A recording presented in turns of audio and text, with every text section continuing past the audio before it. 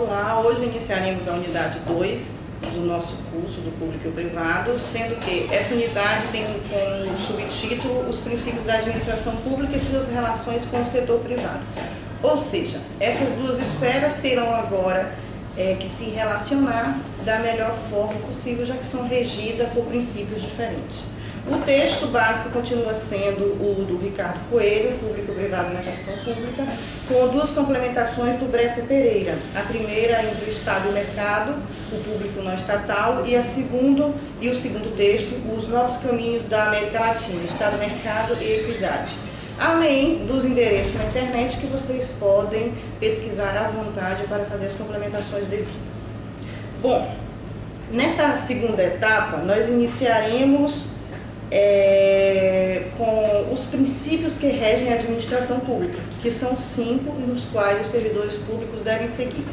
Em seguida, vamos ver os poderes e deveres dos agentes públicos e as relações que estão estabelecidas entre o setor público e o setor privado, que basicamente são através dos contratos ou as licitações que são feitas através da necessidade de uso de engenharia ou de compra de materiais ou serviços.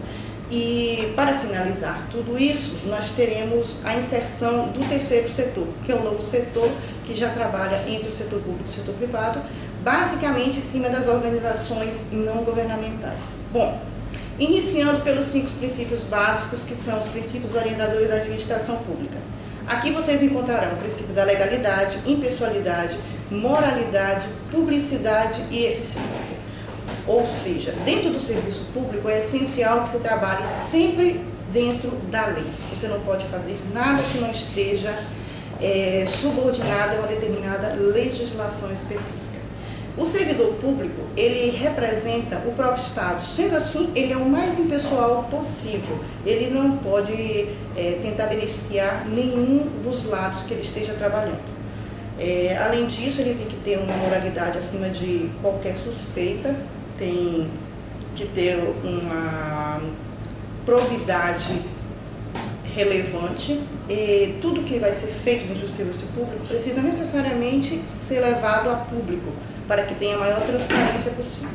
E, inicialmente, esses princípios eram apenas esses 4 primeiros. Só que, dentro dos moldes capitalistas, é impossível você trabalhar sem pensar numa eficiência, na maximização daquilo que você está fazendo, mesmo se tratando do serviço público que trabalha em prol do bem-estar social. Sendo assim, incluiu um novo princípio junto com esses 4, que é o princípio da eficiência, ou seja, o servidor público tem que ser o mais eficiente possível também dentro do que ele faz.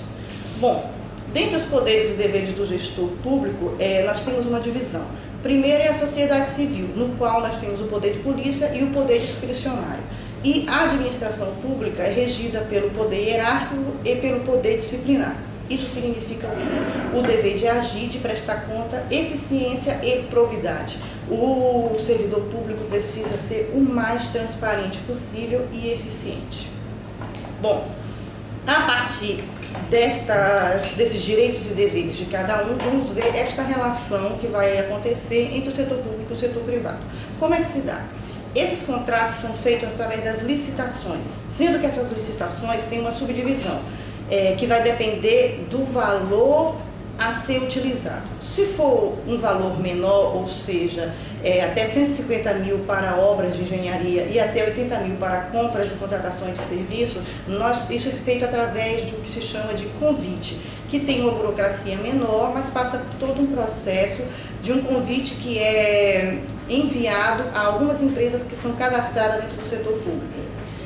Se esse valor for acima de 1.500 para engenharia e 650 para compras e contratação de serviços, isso é feito através de uma tomada de preço, que também tem todo um processo burocrático dentre as empresas interessadas do setor privado.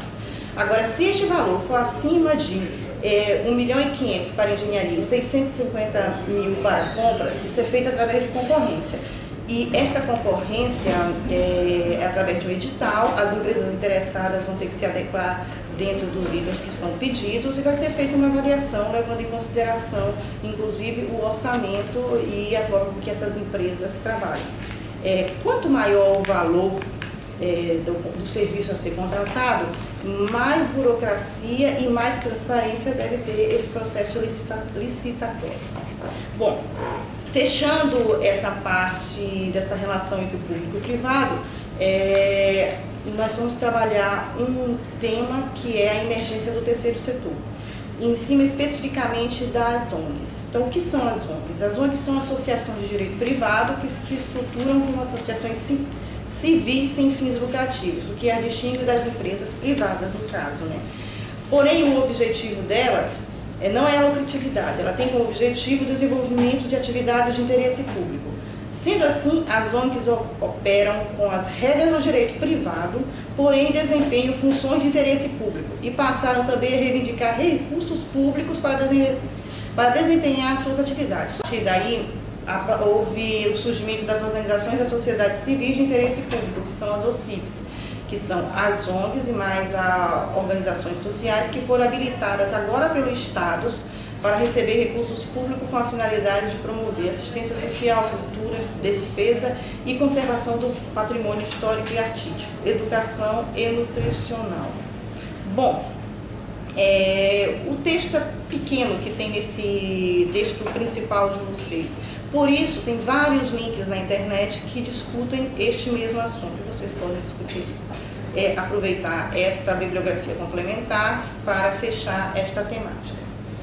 Em cima de tudo isso, o livro principal ele fecha com a seguinte inscrição: numa economia capitalista e sob o Estado Democrático de Direito, o desafio posto aos gestores públicos é o de criar e recriar constantemente os mecanismos adequados para assegurar um equilíbrio mínimo entre as forças e princípios opostos existentes na sociedade, de forma a maximizar o bem-estar coletivo e resguardar e promover a liberdade e autonomia dos seus cidadãos, conforme os 5 princípios que regem a administração pública inscritos na Constituição brasileira.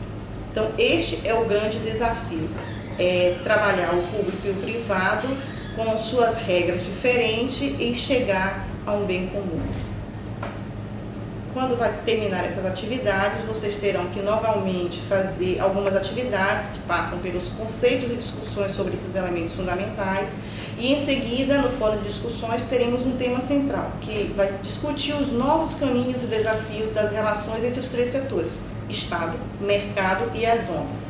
E fica uma questão aí: seria a reconstrução de um novo Estado? Obrigada.